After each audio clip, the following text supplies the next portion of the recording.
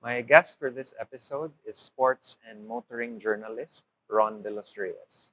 We get into a candid and light-hearted conversation on anything under the sun. I hope you take something from this talk.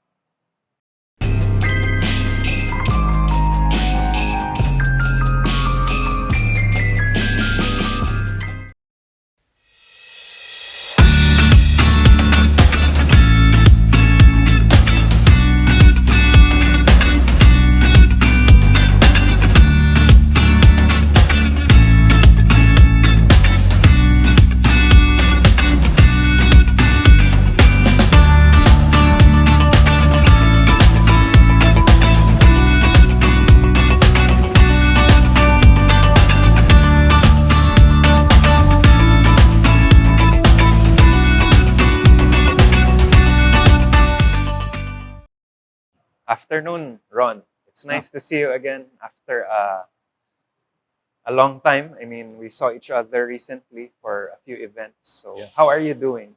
I'm good. Thank you very much for inviting me here. It's an honor for me to be able to guest in your growing program. No, I noticed your viewership is steadily growing up. Yeah. Well, it's been a side hobby for me. So, Mhm. in a way, it's an outlet Yeah. for me to hear different stories, hear different perspectives. Mhm. So, I was also curious about your journey. As you mentioned, you've been in media for the past 40 40 years. years. Uh, Ang so, tagal if na. tagal na. Although I started when I was a student. Mm. Uh, I was working part-time with Far East Broadcasting Company. And then I also stayed sa missionary broadcast group. I stayed in their compound while studying at UP, and that gave me a good experience in broadcast. Tama-tama rin sa course ko because I took up broadcast communication. And then I joined the government for 2 years. It was known then as the National Media Production Center. And after that, I joined corporate. Mm. Nag-San Miguel ako for media relations. And it's a long story. As you mentioned, long journey, but it has been blessed and very good experience for me. So that has always been your first choice. Yes. Media, broadcasting. Well, It's in fact, always been a passion when I was for in high you. school, I wanted to be in the military. Mm. Pero ang payat ko noon eh. I was so skinny. But I was an officer in the preparatory naval training at the time. When I went into college, second year, I took up exam with South the U.S. Navy group. No? It was very competitive. There were a lot of us, and then it was trimmed down to about 200. I survived the 200, and then when it came to the physical test, I didn't pass because I was too skinny. I only weighed about 85 pounds at that Oh, time, 85. Wow, 85 payat. or 90 pounds at that time. So sabi ko, siguro hindi ako pwede talaga sa military. And then I didn't want to join PMA. I wanted the US West Point at the time. So I pursued the course in broadcast communication. And at the same time, I was a working student. So although I wish I had taken a different course, no? Like maybe business or something about science. Pero ito yung broadcast talaga yung nakahiligan ko. Even when I was in school, I used to be the MC of different programs. And then at that time, I was also leading the Panatang Makabayan every morning. Ako yung nagli-lead doon sa buong quadrangle sa high school. And that was, well, part of my training in using the microphone. So why broadcasting? Yeah, because, well, people tell me that I have a voice for radio or television, and so I pursued it. But I was a very shy guy, you know. Masyado akong mahihain nun. But I noticed that when I'm in front of a microphone, medyo nawawala. Nawawala yung pagkamahiyain ko. And up to college, and then when I started working, whenever I'm in front of the microphone, I can talk and talk and talk. And well, naranasan ko yung iba-ibang trabaho sa broadcast. I was a news writer, I was a anchor, I was a newscaster, and I also had a musical program, parang DJ. No? And at that time, the title of my program was Weekend Coffee House. Hindi pa uso nun mga coffee shops, but I titled my program as the Weekend Coffee House, and even asked a friend to compose a theme song for that radio show. Pero ano yun, medyo evangelical type of program. But you also sing. I sing katuwaan lang. Okay. Pagkatuwaan lang. Biro ko nga binibiro ko yung mga kaibigan ko. Kasi they always ask me to sing Moon River. And I said, oh yeah, that's my favorite song. Because when I was in high school, I joined an amateur singing contest. And I placed third among 3 contestants. Hindi kasama sa joke. But since then, it has been identified to me. So whenever there are gatherings here and abroad, I'm asked to sing that. The last time was during a trip to China. Kasama tayo doon, although you were with a different group. Yeah, we met in Oh. Shanghai. I sang it at the Yangtze River. Pag merong river, sabi ko, ito, pwede ito. Moon River. Naging Yangtze River. Yeah, I'm familiar with that song. I'm also an old soul, so Yeah. I've heard all versions. Yung kay Audrey Hepburn, Audrey Hepburn, Sinatra, Andy Williams. Andy Williams. Yeah, it's a very, very popular Yeah. song. Although I didn't see the movie, no, where it was the theme song, Breakfast at Tiffany's. Breakfast at Tiffany. With, Yeah, I'm also familiar with old movies. So yeah, so very sentimental song. that's right. actually. Yeah. So what keeps you busy now? Oh, a lot. Bro, now you're more geared towards motoring. Motoring. Well, I'm concentrated on producing Auto Review, which has been on for the last 28, 29 years. Auto Review is the second longest motoring show on television, next to Mr. Ray Butch Gamboa's Motoring Today. And well, before that, before the pandemic, I had 9 years of radio experience. No? Na-revive yung interest ko sa radio because TV5, Radyo 5, asked me to anchor sports talk show on radio.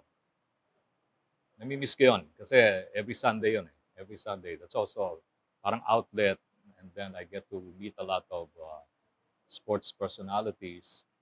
And it brings me back to my experience as a sports commentator. No? Medyo mahaba yung experience ko. Like, I've had 4 Olympic Games from Korea, 1988, up to Sydney 2000 Olympics. And siguro bata ka pa nung nanalo si Onyok ng silver medal, ano? Onyok Velasco. Sure, kasi 90s kid ako. Oh, 90s ka. Baka hindi ka pa 96. Tanda ko na. 1996 kasi si Onyok eh. When he settled for the silver medal. And I was the commentator at the time. So people, when they recognized me, nisigaw nila, we were robbed of the gold. That was my expression when Onyok did not win the gold medal in Atlanta. Katatapos lang ng Wimbledon. diba? Last night, with the new champion, Carlos Alcaraz of Spain, beating Novak Yeah. Djokovic. Talo si Djokovic. Talo si Djokovic, no? And I have very fine memories of Wimbledon because I went there 5 times in the 90s. First was Which in, matches did huh? you witness?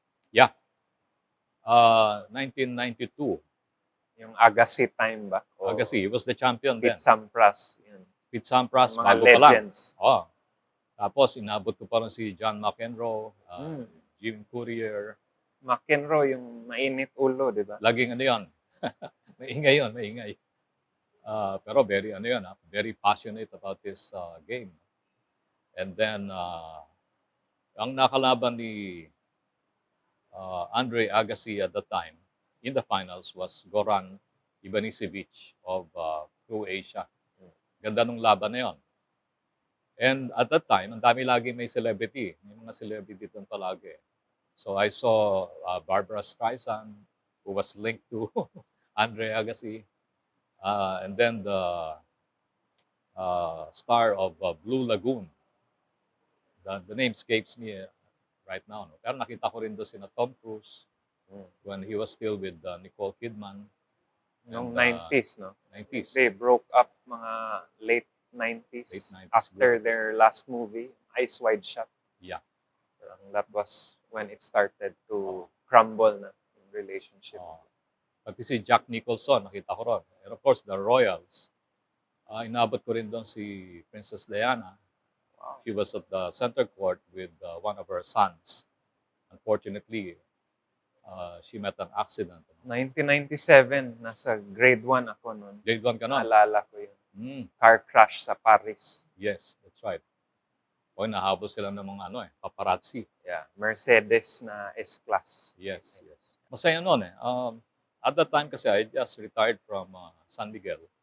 So I pursued writing, and then I was producing small sports coverages like, well, the first beach volleyball in Boracay, I was commissioned by Star TV of Hong Kong to produce it for them. And then I also covered the World Women's Volleyball Championship at the Ninoy Aquino Stadium. And then the Asian Track and Field Championship in 1993 in Manila. And then the Davis Cup, kasi nga, meron akong tennis program noon. I was a talent. So you cover all sports? Almost, well, hindi naman Almost lahat. all. But, Pero mostly tennis, boxing, basketball din. basketball. In fact, I covered About golf? golf. I also cover golf and I play golf. Before, ang dami pumupunta rito, mga sikat na players, no? John Montgomery, Bernhard Langer, Tom Watson. And they played in Puerto Azul. They also played in Valley Golf, I think. And then one golfer married a Filipina. Until now, from time to time, we get to chat. And sports has also given me a lot of opportunities to travel. I imagine you've traveled the world siguro kasi since 40 years ka na. Any standout memories? Favorite places? Well, Australia. 1997, I was already in motoring. I was invited to cover the Australian safari in 1997. So for about 17 days, we were in Australia. And we slept in what they call the hindi siya tent eh. The shags, para siyang tent and sleeping bag in one. And then one time, sabi ko, I've been in Australia for 5 days, but I haven't seen a kangaroo. So in one of our stops, merong mini zoo, no? And I saw tourists going there, so I just followed. And finally, I saw small kangaroos. I took out my camera, 2 or 3 shots of them. And then a big kangaroo came my way, papunta sa akin. Buti na-anticipate ko, tumayo akong ganon. And then I was hit by the kangaroo, with the big kangaroo. I was knocked down.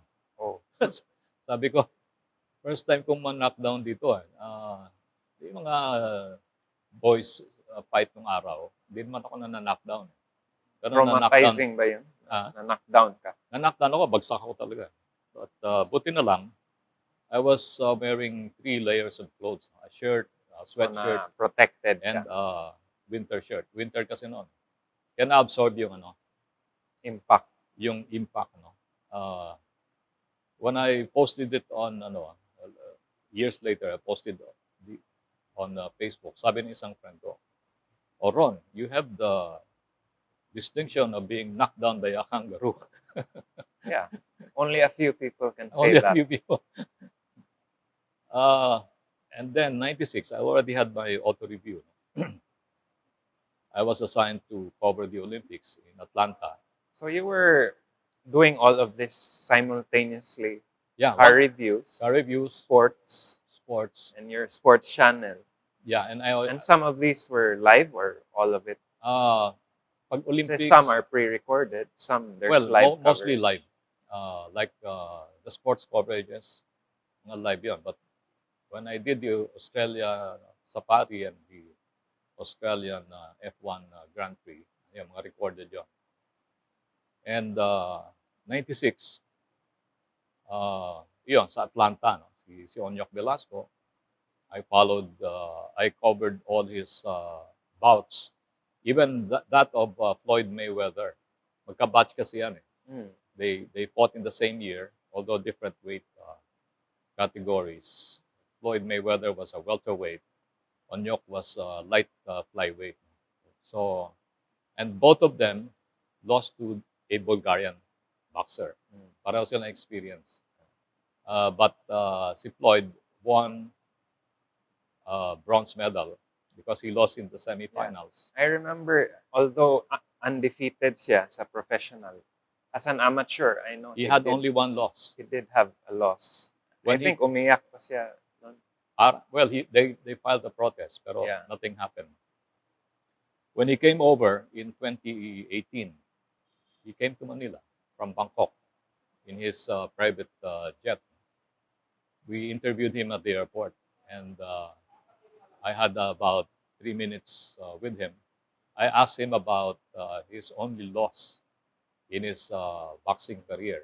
And what did he say? He said, I said, well, the one who beat you, your only loss, is already retired, the Bulgarian fighter, Serafim Todorov. And I asked, in case you have a chance to meet him, will you help him? And he said, of course, yes, but we never met since the Olympics. But if I have a chance to see him, I will. He also talked very highly about Manny Pacquiao, at that time Senator Manny. And he also expressed his wish to train Filipino boxers in the U.S. If some aspiring boxers would like to have that kind of a training. Pero ma-PR eh. Ma-PR si Floyd eh. Yeah. Akala mo, Sa last fight niya, may Philippine flag pa sa meron pa shorts siyang, niya. I didn't see that. Yung exhibition. Exhibition. And I know he's visited here many times para sa mga beach. I think sa Well, when he was here, sa 2018, Palawan ba he yun? went to Palawan. He went to, I'm not sure if he went to Davao also. And then he nag-shopping pa sa mga mall dito sa Makati. Okay. He's a fine guy. Although, if Manny Pacquiao, during their fight in May 2015, if Manny was really fit, nagkaroon ng shoulder injury, di ba? Yeah. Baka Floyd could have... Dapat nag-rematch pa sila. Sayang. Oo nga, parang wala nang rematch. Eh. Yeah. I don't know. Baka, they might have. But for me, Floyd is a very intelligent boxer. Very intelligent. Kasi Very good yung in moves defense. niya, Very calculated lahat. That's right. Yeah. So, And then there was also uh, time when Muhammad Ali and Joe Frazier were supposed to have a reunion in Manila for the Trila in Manila. So, that was 1975, October. 1975. Hindi ka pa pinapanganak nun. Yeah, but I know my history You kasi know your history. I'm also a boxing fan. So, Yeah. and I saw that fight of course, sa YouTube. Yes. One of his best. That's right. And there was a promoter who talked to me, asking me about, well, if that's possible, to have Muhammad Ali, they will take care of everything, and Joe Frazier, to have parang ano lang, memory When was that tour. supposed to be, that reunion? That was in the 90s. 90s. They were supposed to have a reunion. Sayang, In patay na Manila. sila Hindi natuloy. dalawa. Hindi natuloy. Because at that time, Muhammad Ali, no problem, because he was going to bring only two uh, of his relatives. No? But si Joe Frazier was asking for business class and entourage of a big group of supporters to go with him to Manila. And the promoter said, no, we cannot afford that. And he was asking for a lot of money. Alam ko may bad blood sila eh. Because of the name calling of Yes. Ali towards him through the years, di ba? Tinawag siyang gorilla. Yeah, gorilla in Manila. Yeah. Kaya may parang hatred that carried over. I saw him sa Atlanta at that time, no. And I also saw si Holyfield. Also saw Holyfield in Atlanta. I wanted to approach them, pero sabi ko baka mga suplado ito. But Muhammad Ali, well, at that time, he already had the disease, no? Parkinson's. Nung 80s pa yun eh. And then it worsened throughout the years. But I witnessed, because he was a gold medalist in the 1964 Tokyo Olympics, di ba? And then he was drafted into the army, but he protested. He threw away his 1967 yun for the Vietnam War. he threw away his gold medal in the river. Anong early part? 1960 pala. 1960. Yung hindi siya sinervice sa restaurant. Yeah. So, ang ginawa ng organizers of the Atlanta Olympics during the final game of, I think, US and Yugoslavia in basketball, at halftime, Muhammad Ali was there, and they presented to him. He was called to the court, and they presented to him a facsimile of the gold medal he won in Tokyo. It was a They very gave him emotional a replacement. replacement. Tama. Pinaltan I niya. read that also. Very emotional yung moment na yun. And that was the first time I saw Muhammad Ali. When he came to Manila for the Trila, I didn't see him. Although he used to jog. Bata ka pa nun Bata siguro. pa. Estudyante. 1975. Nagpapabata. No? I was a student. Although gusto kong pumunta nun sa may CCP because that's where they jog. But hindi ko nagawa. Anyway, there's another story during the Atlanta Olympics. The beer company Budweiser invited media for a fellowship night. No? They had a big tent at the Atlanta Olympic Park. And Bill Velasco, my kumpare and my roommate in the Olympics, after our duty at the broadcast studio, nagaya, Ron, punta tayo sa Budweiser tent. And that was almost 12 midnight. Oh, sige. So we went there, only a few people left. And we had a beer. And then when we had our second beer, the waiter said, we will close in 20 minutes. Oh, it's okay. So we positioned ourselves near the exit. But while we were still drinking the beer, there was an explosion outside the tent. Ang lakas. Yeah. And then sumilip kami ganon. There was a lady who was lying down in blood. And then police came, they cordoned off the area.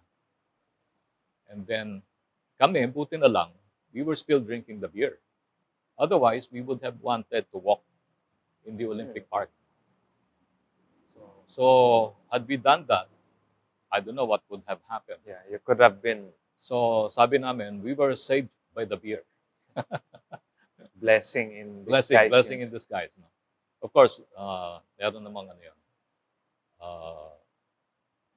We were saved also by prayers. So the following, so What nagkatingin year kami. was this? 96, during the Ah. Olympics. Nice. So we were off already. You were supposed to go back to the hotel. And then, nagkatingin na kami ni Bill. We understood each other. We went back to the studio to report what happened. Ah. Oh, ganun pa rin. 96 Olympics. That was when Ali lit the torch, di ba? Yeah, that's right. He was Yeah. shaking. Yeah, Muhammad Ali. Yeah. Tama. Yeah. I think 6 years old pa ako nun. Okay. Grabe, natatanda mo yun. Ha? You read Yeah, about it. actually, I'm also somewhat of a history buff. Yeah. So, yung mga nakwento mo, some of those I've encountered. And then, Pero- the Harlem Globetrotters, they came here. Yung mga basketball, Mga basketball na comedian. that group. Pero mga dating NBA yun. And then may mga professional wrestlers who came over. Marami.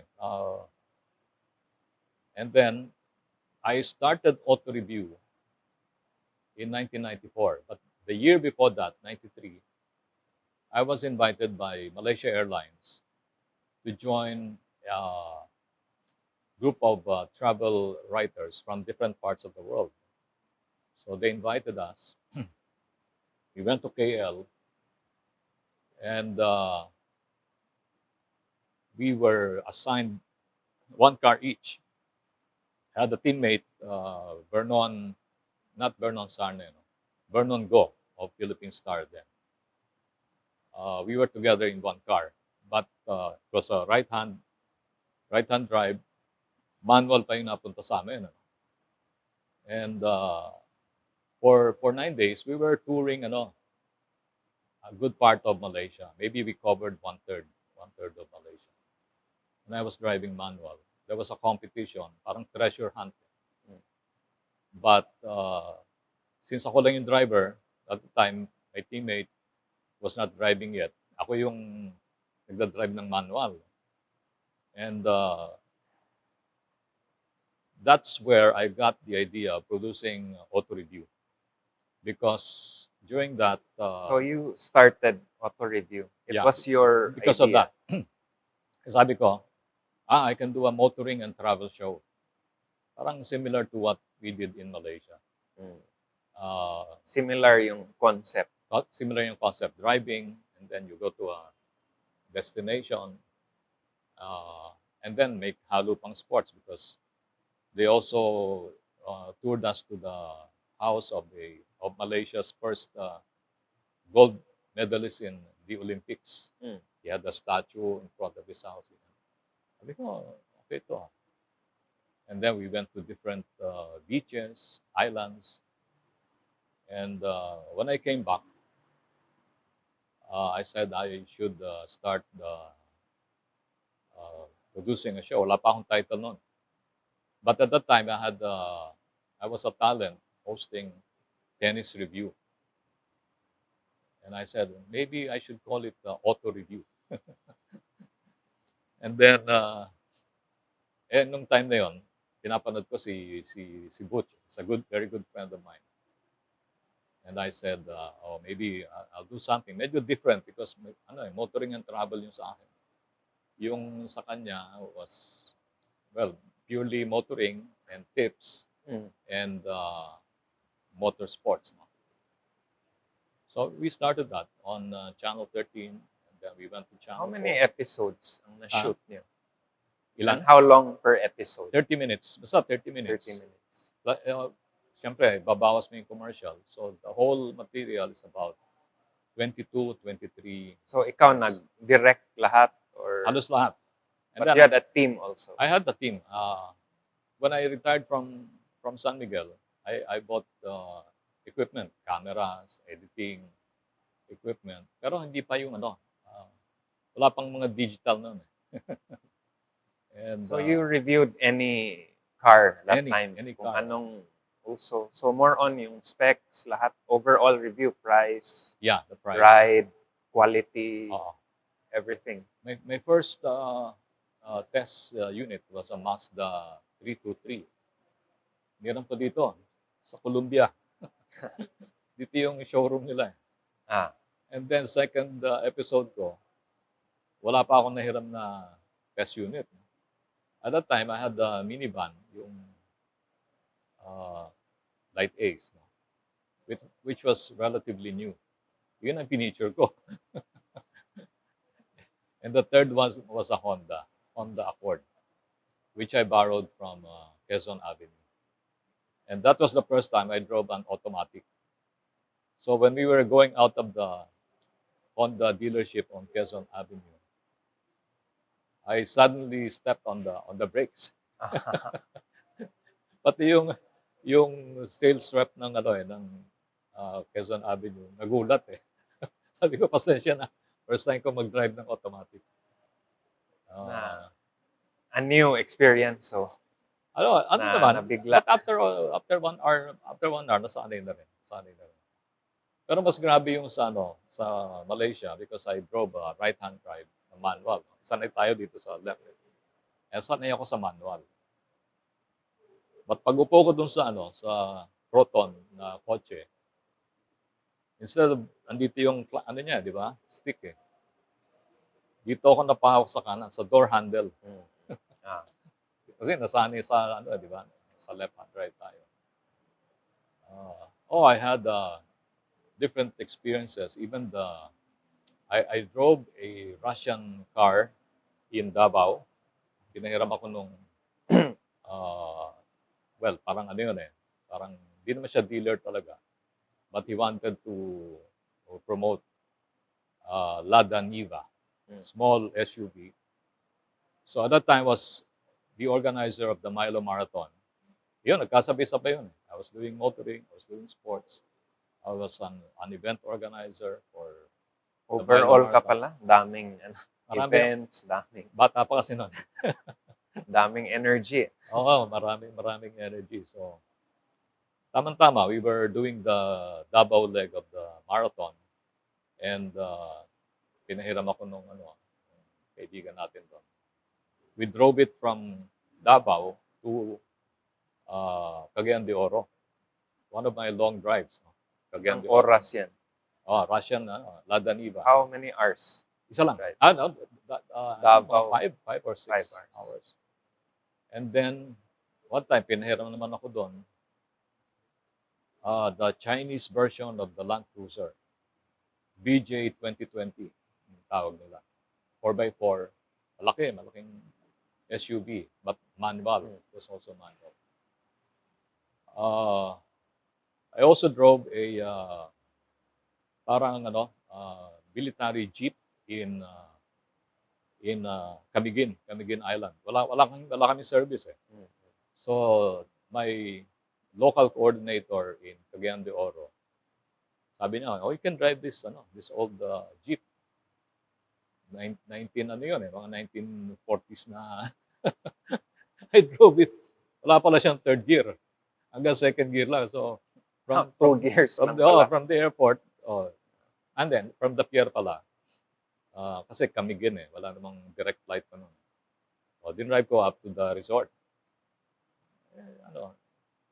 Parang remnant of World War II. Ganon. Vintage pala yun. Heritage na. Heritage. And also, Kotse. one of my unique, hindi naman unique, no? One of my memorable trips was in, medyo recent yun, 2017. I was invited by the gas group to the Moscow International truck show. And then we also had a test drive So fairly of the recent, trucks. Fairly 2017. fairly recent, 20, 2017. And I stayed in Russia, binilang ko for 54 hours. 2 nights. 2 nights ako doon. Pero ang bilis mahaba pa yung flight ko yata than my stay in Russia. But I was able to drive their uh, light commercial vehicles, trucks. They also had the trucks they use in competing sa uh, Paris Dakar competition for commercial trucks. It was fairly good experience for in motoring and also in sports. If I ask you, what's the best part of your job? What's what's your favorite thing about what you do Ah, throughout all these decades? well, being able to uh, do adventures, unique experiences like the one in the Australian safari, and then I also covered the rainforest challenge of Malaysia, where we slept in it's not even a tent, because ano lang, awning, Hmm. trapal, and we slept in the forest. And then of course the Tokyo Motor Shows, very memorable sa akin yun. But my first Memories, no?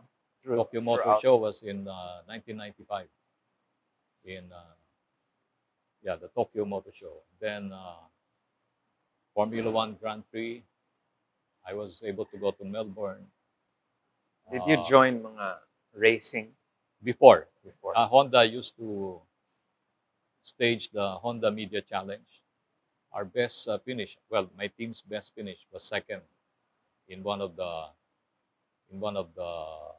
editions. No? And but I did not excel in racing. More on economy run. When different car companies stage their own fuel economy run, medyo maganda yung naging result for me and my team. Like we did Isuzu Crosswind uh, Battle of Champions. Started in Manila, going all the way to Quezon and then Naga, and then we went to Sorsogon. We went all the way to Davao City for 6 days. And at the end of the 6 day competition, my partner, si Lester, kilala mo si Lester, no? Lester Dizon, and I emerged as winners in that, I think, 1,700 kilometer run, fuel economy run. Also joined the Petron Extra Mile Challenge. And then, pati yung sa Subaru, they had their Eco Run before. Uh, yeah, we did quite well in fuel economy runs. But presently, you're still active with the sports side or Well, more on sa motoring? Like, I'm more ilang into percentage dito? I'm more into motoring because I don't have my sports talk show on radio. Before, I used to cover a lot of local and international sports, but now I'm concentrated on motoring. We already have this is our 29th year, and we have some plans for the Anong 30th. mga new ventures niyo or new projects in store or mga plans? For as far as I'm concerned, Yes. I'm preparing a book. It's like a coffee table book, which would contain some of my columns Mm. and pictures Compilation. compilation yan.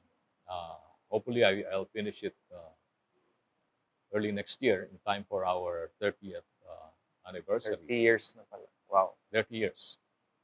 And there's another thing. In 1995, second year of Auto Review, we had an exclusive test drive of the Pope Mobile. I was able to drive the Pope Mobile inside the compound of Francisco Motor because they called us. Ron, Which compound? Where is this? ha? Saan yung compound? Sa Las Piñas. Pulang Lupa, Las Piñas. And one of the officers said, Ron, punta ka rito. We are going to deliver the Pope Mobile to the palace of Cardinal Sin. Punta ka agad kami. And that was an AUB, an Antra, Anfra. 1600. Oh, familiar Naalala mo? ako. Okay. Naalala ko Ano yun. yun eh? It was named after the founder of Francisco, Anastasio Francisco, the founder of Francisco Motors. That's why Anfra. Kaya Anfra. Naging Anfra yun. Okay. Yeah. And punta kami. Ando na, kompleto na. I drove it. Ang bigat. Because yung ano bulletproof eh. Yung ano niya. Macho pala. Bigat. Matigas. Oh. Tapos kahit power steering yung naka-power steering siya pero bigat pa rin because the tires are non-flat tires, solid rubber. And then I sat on the Pope's seat at the back. Naiya nga ako, sabi ko parang di ako I'm not worthy of sitting here. Pero nagpa-picture din ako. I hope I can find that picture. 95. My memorabilia. And then another one, I drove a limousine in Iloilo. I had the Milo Marathon there.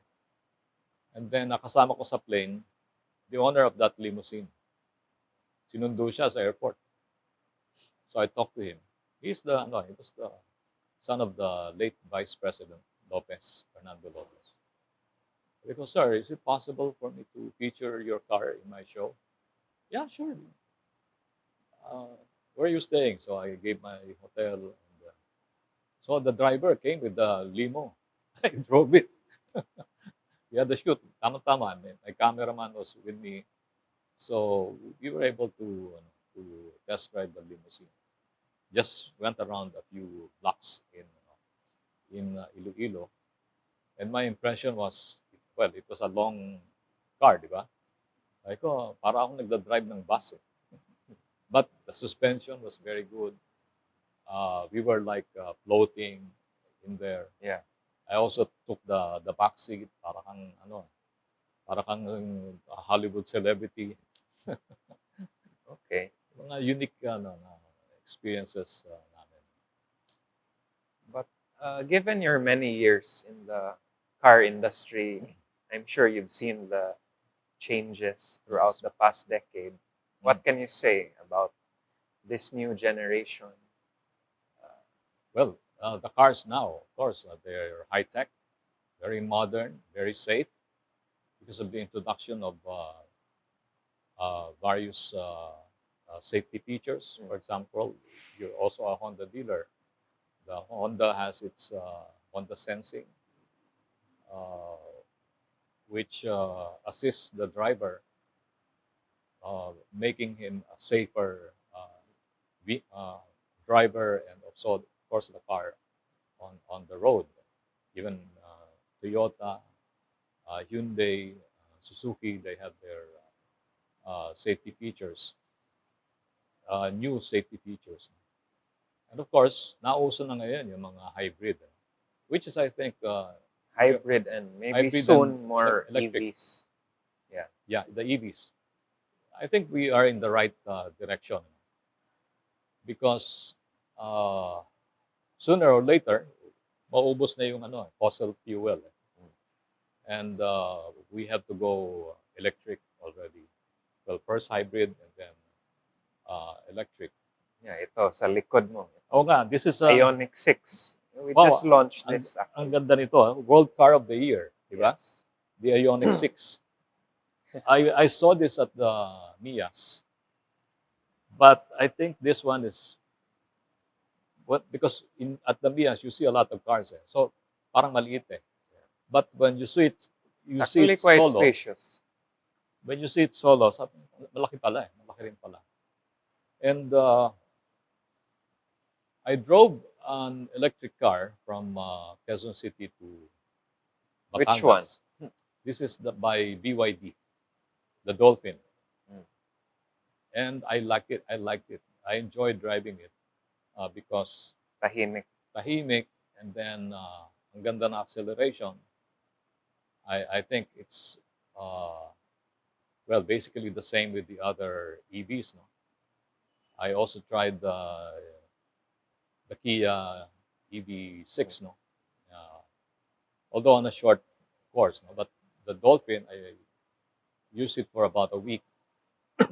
Drove it to Batangas, and I liked its acceleration, and it's very easy to recharge the battery. I parked it in front Yeah. of our house, then put the May take-home charger naman ah, most EVs. So, saka pwede siya yeah, any outlet. usually yung usual outlet, Yeah. 220V. Mm. So, And I noticed that even the malls, they have put up their own charging stations for electric cars. No? We were in Baguio recently. I saw that inside well, the parking area of the mall, they have their charging station for at least 3 EVs. actually, mga SM malls ngayon, SM, they've yeah. set up charging stations. And I Well, think even Ayala also. Ayala, and also I think Hyundai will also have uh, partnership with SM Yeah. for the charging station. I think we're going in the right direction. Although yung ibang tao, gusto pa rin nila yung ano, di ba? They have full control of the car. They want Yeah, the may manual. anxiety pa. Some are still reluctant for EVs. So, Yes. gusto pa nila yung usual. So, I have a friend in Sydney. His service car is a Tesla, but it gives him anxiety. Before he had a hybrid car, and he said, mas gusto ko tong hybrid kasi pwede kang magpagas di ba? yes, yes. Unlike sa electric. Fuel efficient yung hybrid din. Yes, yes. And I think it depends on your travel management, di ba? Mm. Parang if you have this much charge, you can go a certain distance. But siguro before you use the energy, you have to find a charging station, which we still don't have a lot. No? Maybe we Kulang have pa tayo sa infrastructure.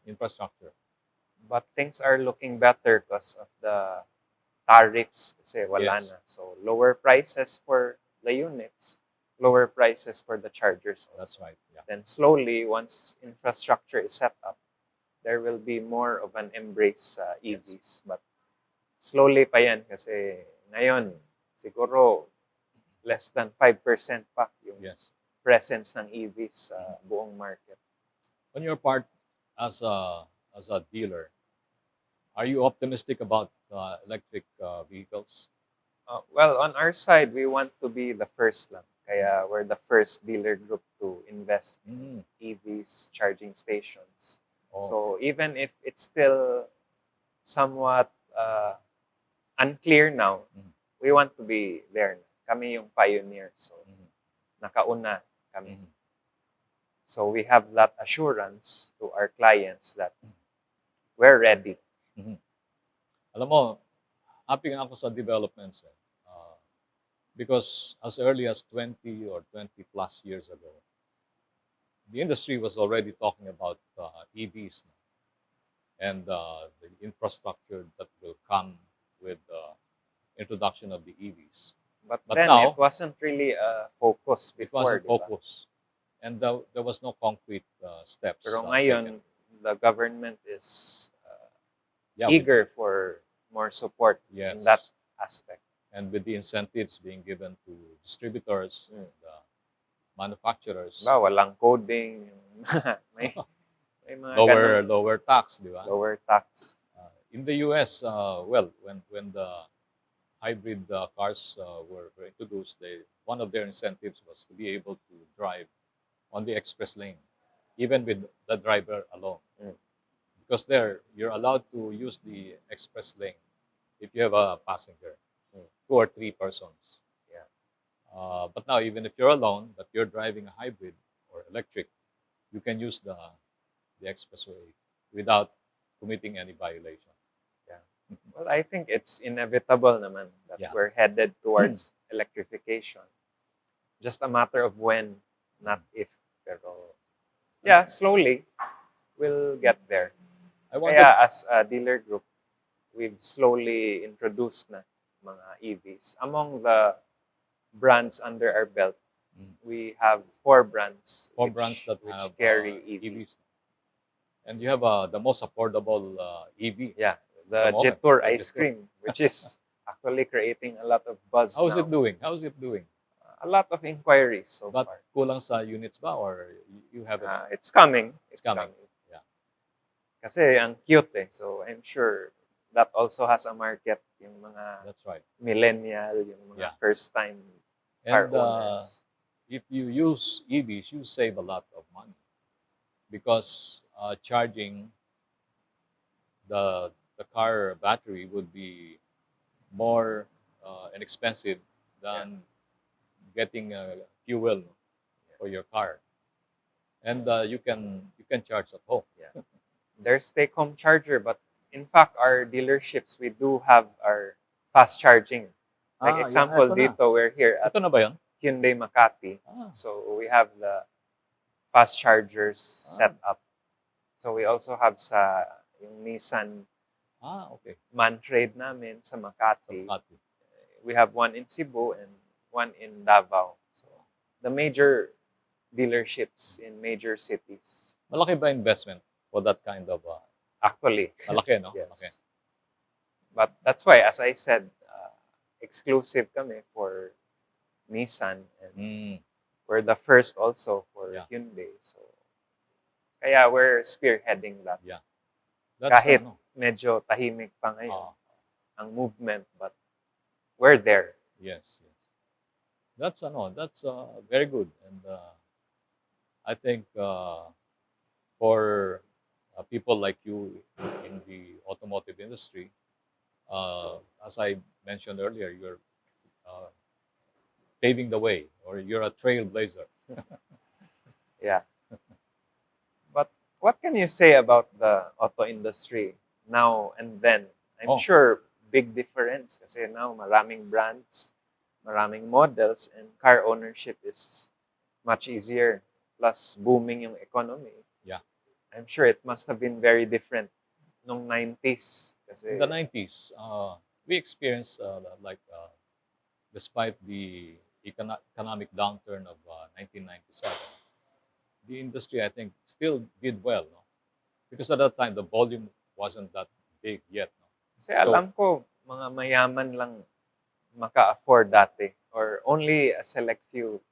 It was a privilege to own a car. Yes. But now, almost anyone can attain a vehicle. Yes, but at that time, in the 90s, mid-90s, nauso yung people's car, di ba? So, Kia had their Picanto, and then pumasok din yung Fiat, Fiat. Fiat Uno, Well, Picanto, mga early 2000s yun. mga ganon. 04, Yeah. the first. And then Honda even had their people's car, the Civic hatchback. And there were a few, no, of them.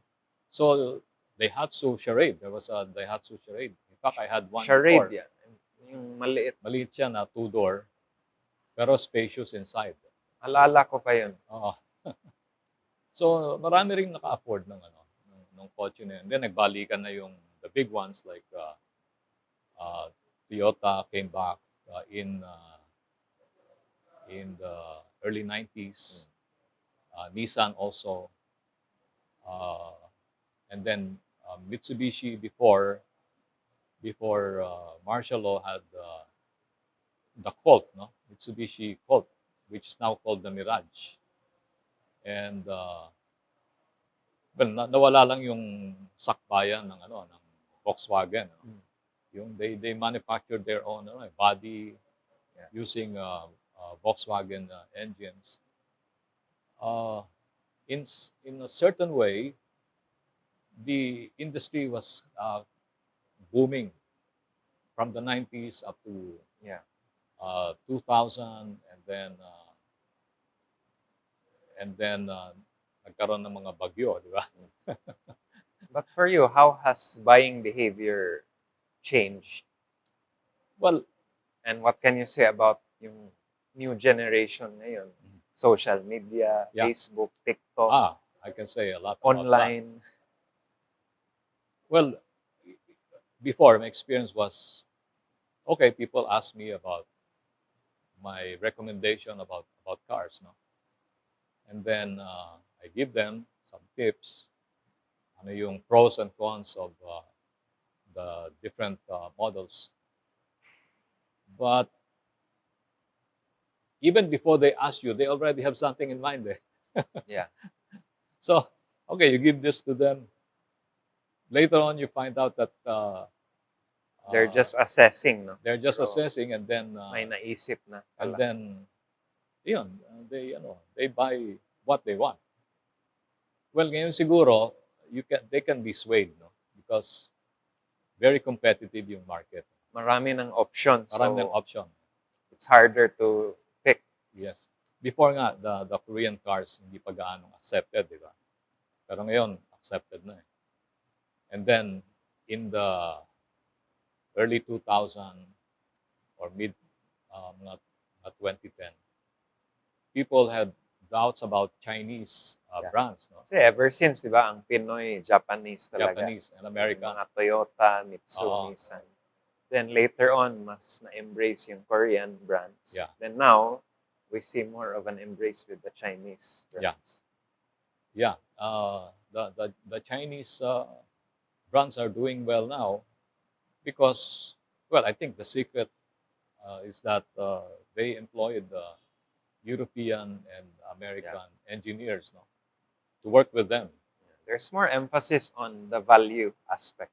That That's right. you get so many benefits, features Mhm. at a very reasonable price and very competitive. That's right. Yeah. So the more the merrier, as they say. Yeah. So people have more choices now. Yeah. And depending on their budget, I think there's a car for the budget they have allotted for buying a car. Plus may mga promos na ngayon. Dahil pang promo. Yeah. Maswerte nga yung mga car buyers ngayon. Because they have a lot of options. And any car, I think, that they would decide to buy would be very good for them. It will serve them well. No? Unlike before, ayoko niyan. Ganto. I like this. Pero ngayon, kahit anong brand. If I ask you, do you have a favorite brand ba? Or mga standout brands? Personally lang. Personally, yeah. Well, medyo, may konting bias ako, pero actually, nasubukan ko na. I have my Isuzu before, the Trooper, the Altera, and the pickup, the D-Max. Now I have a few Mazda cars, no, which I find very reliable, and I like their service. Free service for 3 years. Dati, 3 years yun. Ngayon, ginawa nilang 5 years. Mostly For a ngayon, brand new. 5 years. 5 years na. I also like the Hyundai because when I covered the Olympics in 1988 in Korea, the car that picked me up at the airport was a Sonata. So, sabi ko, someday I'd like to have one like this. True enough, I was able to get a second-hand Sonata from Francisco Motor, and it served us well for many years, no, until I sold it. I haven't had a Honda, although I wish I can have one. And well, Toyota, I had a few Toyota vehicles. Like before the Light A's, now the Vios, and not the Tamaraw, yung isa, yung Revo. Yeah, I had the Revo before. And I also have a Photon van, which I use in the business. Uh, yeah, I think Dami kung ng pwede nga wala problema ko lang parking. dami Parking ng and ma-explore. budget. Budget. Yeah. Pero ngayon may mga special deals mga banks like as much as 7 years na. 7 years to Kasi pay. dati 5 years lang. Then Yeah, the banks exciting. now, the banks are more confident, no, allowing that kind of installment. And they're also more supportive also. Yes. Dati hindi ganun yung support. And I think the banks also see the upsurge in the demand, no, and also in the quality of the cars that they finance. Nag-level up in all aspects. Well, demand is there, economy is better. There are so many enticing products at at good prices. So it's a good time to be alive. Yes. Sabi ko nga when I was working in a corporate environment, our choices were limited to second hand. How long ka with San Miguel? I What worked was there your for 10 years. position there? I was part of the public relations group handling media. I was handling media. Media pa rin. Media kahit relations. Corporate ka. Media relations. Ayun, I value my experience in San Miguel because it gave me a lot of exposure in sports, because we used to sponsor a lot of sports events. No? World Junior Chess Championship, Even Anatoly chess. Karpov in Baguio, and then the bowling, World Junior Bowling Championship, the golf. That's why I got into golf, because we did a lot of sponsorship for golf during that time. And of course, basketball. Nabot ko dyan, sina Samboy Lim, Hector Calma, Ives Dignadice, and then the three naturalized, Dennis Steele, Jeff Moore. Yun, and nung araw, when they win the championship, there's a appreciation dinner for them. Ako usually nag-MC doon. Nag-MC ka din. So you Nag-MC do ako hosting. palagi. Yeah. I host the usual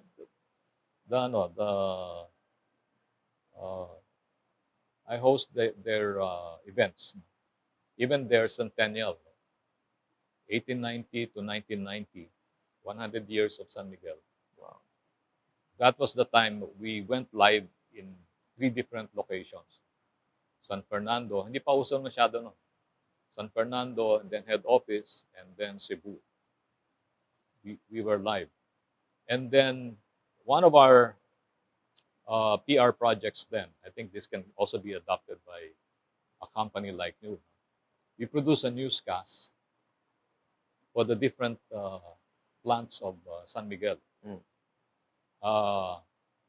We recorded the newscast, complete with it's just like doing a regular newscast. I was one of the talents. We called it the SMC News Break, and then we showed it in the different plants during lunch break and merienda. That's why when I went to different plants of San Miguel, kilala nila ako kasi napapanood. But in your case, you have several dealerships. You might want to do something like that. Maybe we can collaborate. Yeah. Explore.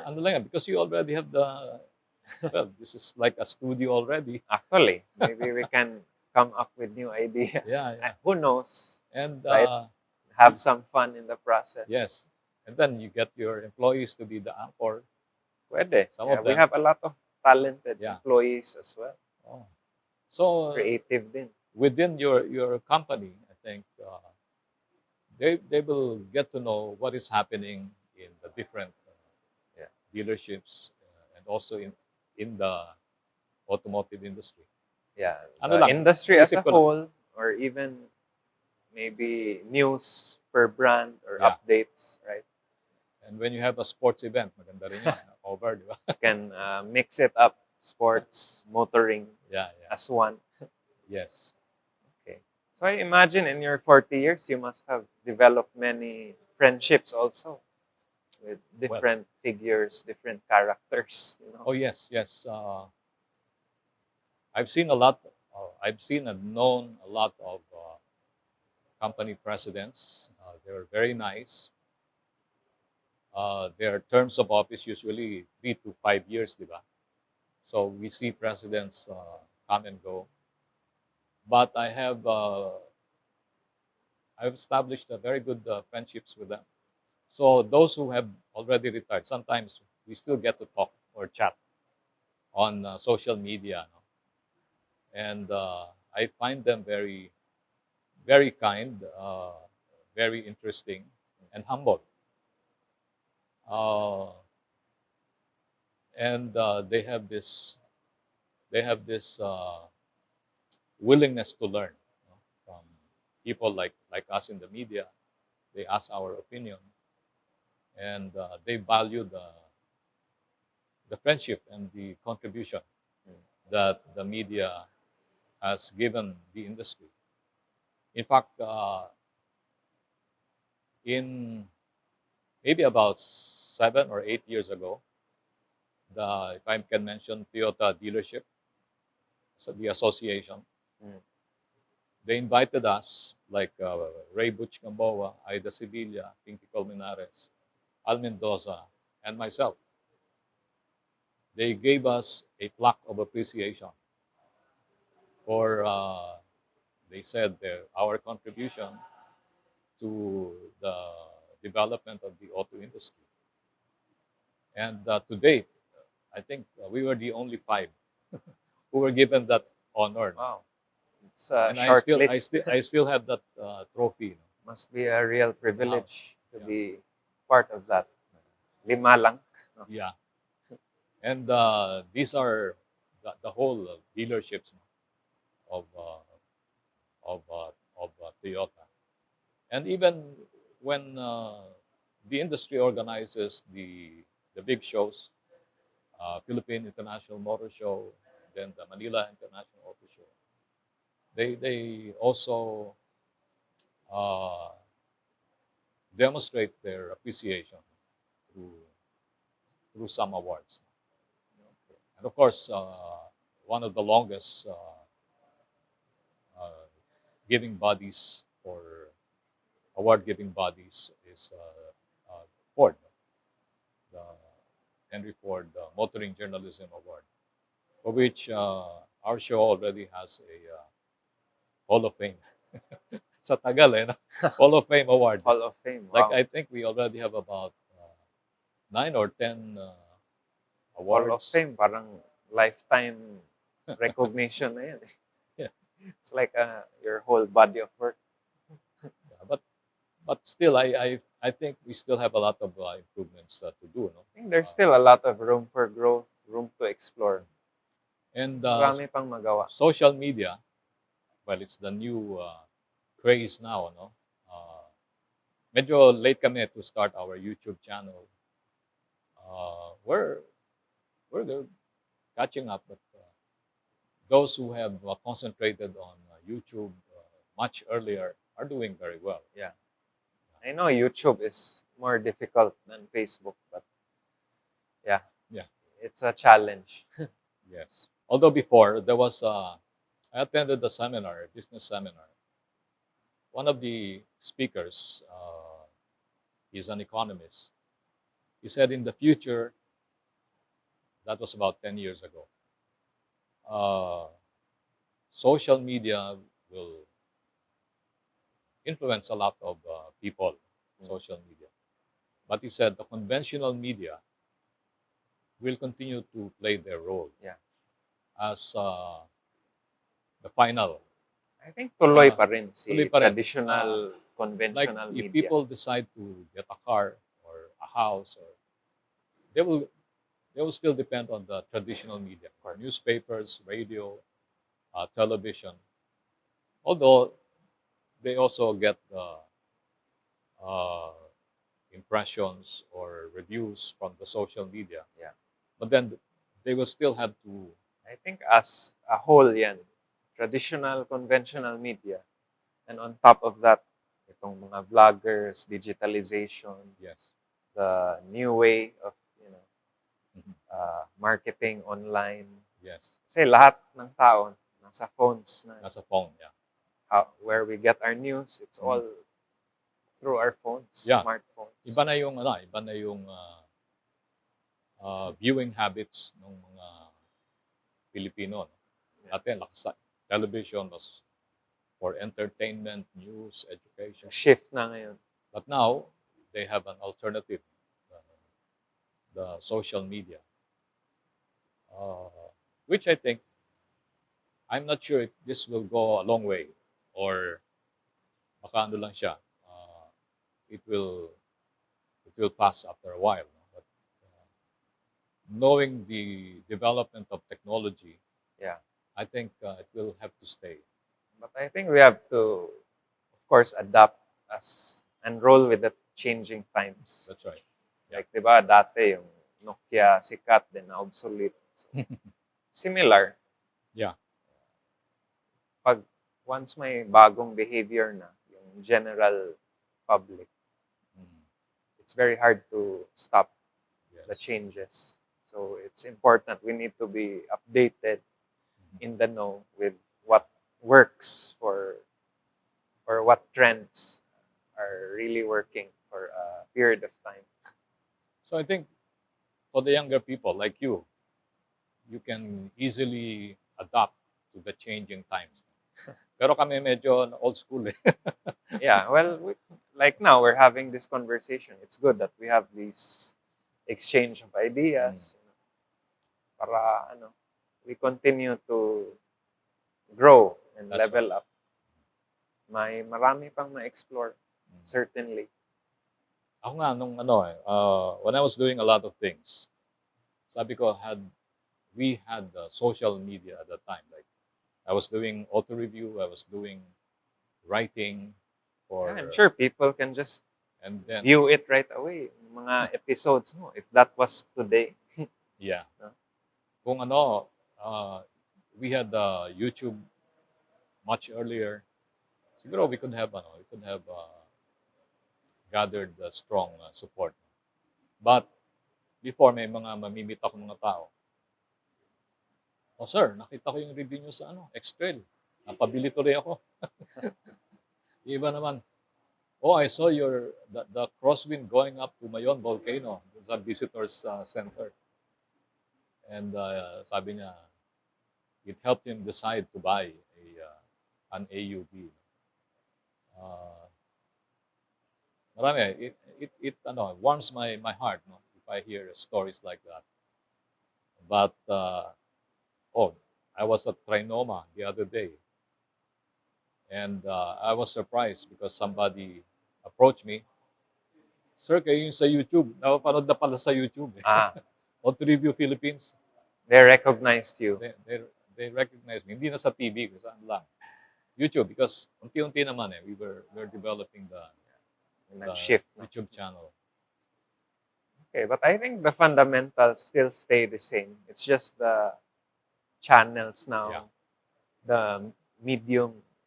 It varies, but I think if you have good content that impacts the community as a whole, for sure people will be enticed pa rin.